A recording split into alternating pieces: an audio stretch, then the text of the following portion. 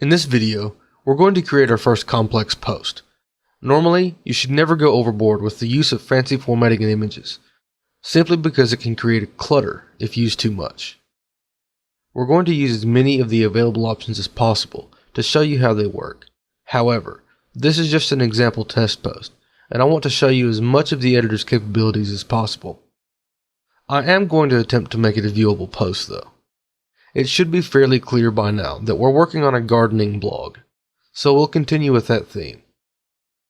Let's assume that we're writing a post about backyard or urban gardening.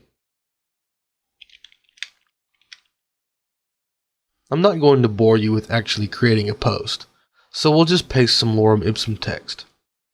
If you don't know what lorem ipsum text is, it's a series of text used by typographers to see all the letters of a typeface together.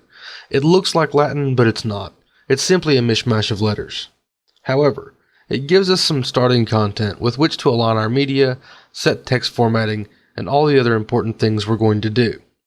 Now we've got the body of our text.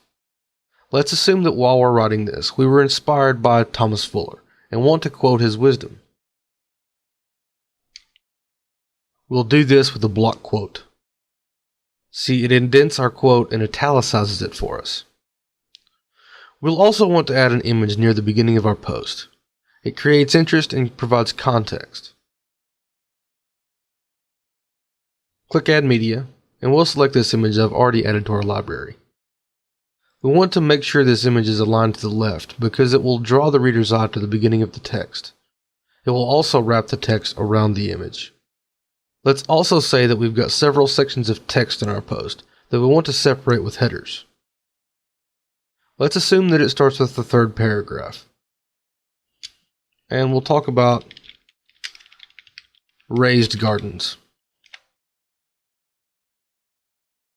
And we'll use the heading 2 format. We want the raised gardens header to stick out a little more, so we'll make it bold and underlined.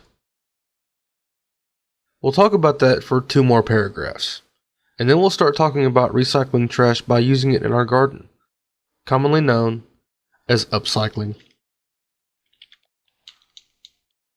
But we know that not everyone may be familiar with the term upcycling. Something like that should be illustrated. Let's add another photo.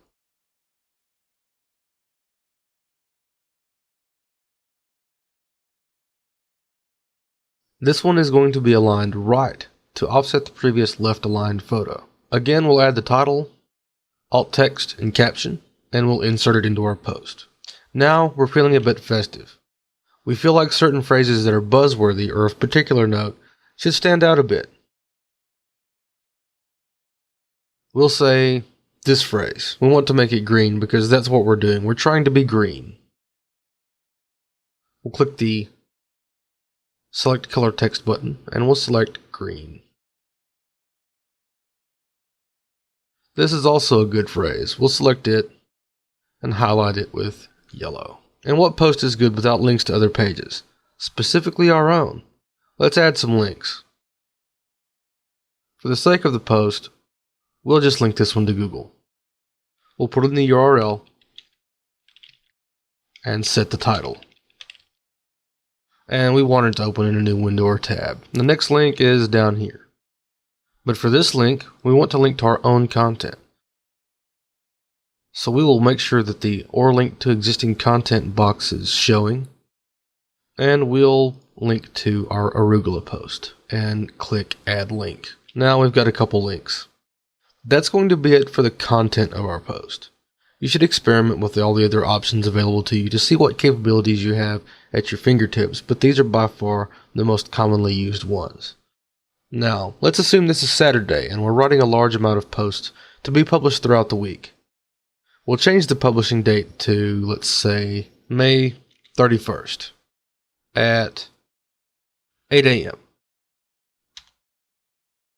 This post will now stay in our dashboard, but it will not be published until the date and time we set. We also need to assign some categories and tags. We'll assign vegetables and even add a techniques category and add it to that. And for tags, we'll add urban, raised, small scale. We'll add a featured image just so you can see the effect, but it wouldn't be needed or even advisable for this post. Using the featured image is an uncommonly used feature, but it can add some flair to an otherwise boring looking post. And there we go, that's our first complex post. We've used several formatting and media options we have available to us, and we've made a nice looking post. In the next chapter, we'll start looking at pages.